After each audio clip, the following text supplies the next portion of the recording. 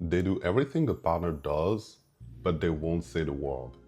And you keep telling yourself, well, the word is not that important. But if it's not that important, why they don't say it?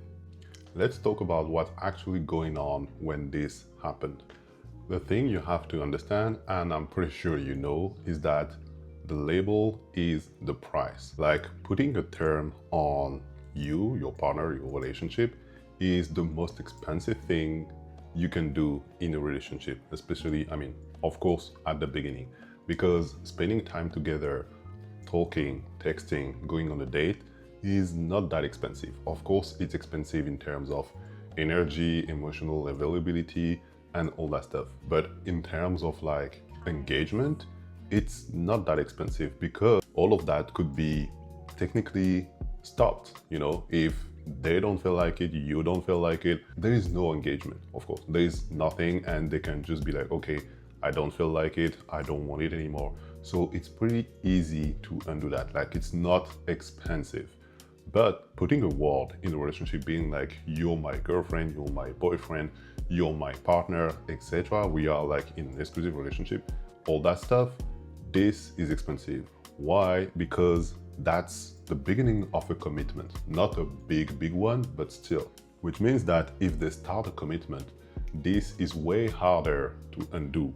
You cannot just be like, oh, let's be in a relationship, you're gonna be my boyfriend, girlfriend, whatever, and then after 2 days be like, nah, okay, finally I don't feel like it.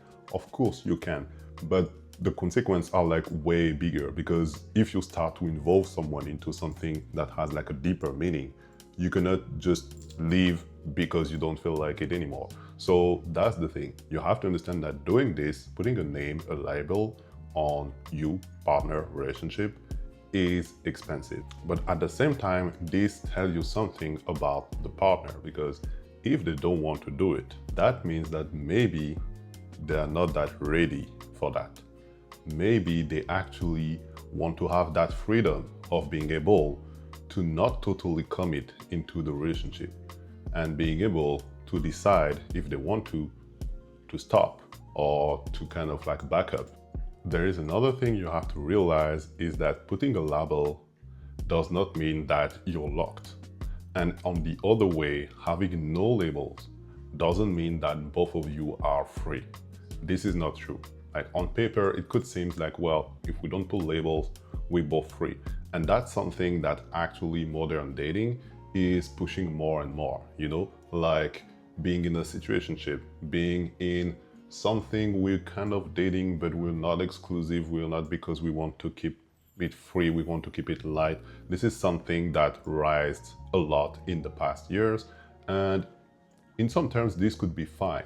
But if you think that both partners in that type of relationship are equally free, you're wrong. The thing is, most likely in those kind of relationship, there is one person that is more free than the other.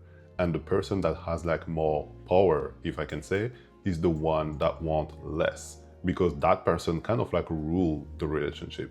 Because let's think about it. You're like in a relationship with someone, you're dating someone, seeing someone, whatever you want to call it, and you two in there. There is you, the partner.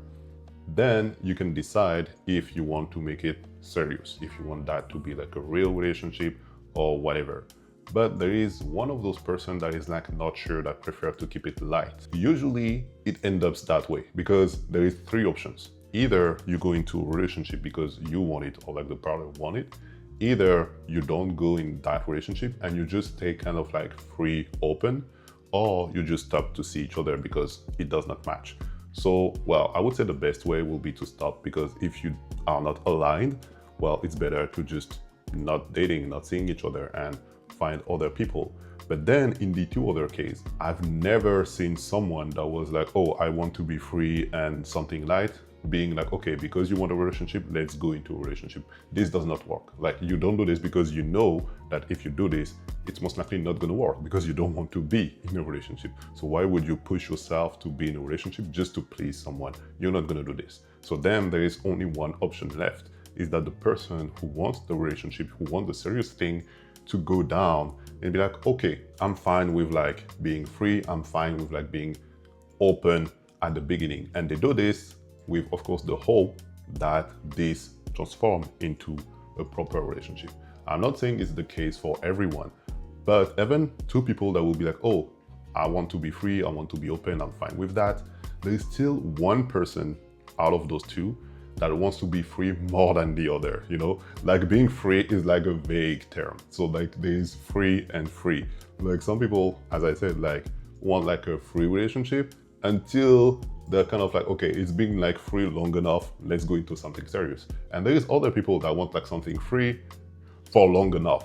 And this is like the thing that is a little bit like biased. And this is what is complex in modern relationships. So you have to understand that being free does not mean that you're both equally free. At some point, they will have things that are like unbalanced. So again, what's the best way to handle this?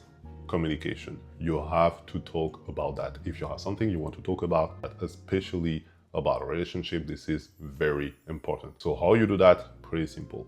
You go to your partner and you just talk about it. Of course, don't try to blame them. Don't try to be like defensive or like to attack them. Just open the conversation. At the moment, you're both like free to talk and be like, okay, I would like to talk about that because I feel like that. And I feel that you would more be in this position and I'm more feeling in this position. What do you think? What could be the thing that we could do? How this can evolve? And have this open conversation, you know, always end with how can we solve this? If you're serious about like that person, or serious, if you want to build something with that person, at least try. This is the way to go and to ask about that. And this conversation, again, as I said, every time, check the behaviors. Like don't necessarily listen to the word. Check the behaviors, like check what they're telling you. If they try to like make it work, if they're like on the defensive, what they do afterwards, like a few days after, do they try to like go and do the things that you've talked about in that relationship? This is the most important thing. And then based on that, you can take your decision, because as I said, there is only three ways with that. Either you go into a relationship, real one, either you both stay free, or you just part ways because, well, you have like different goals.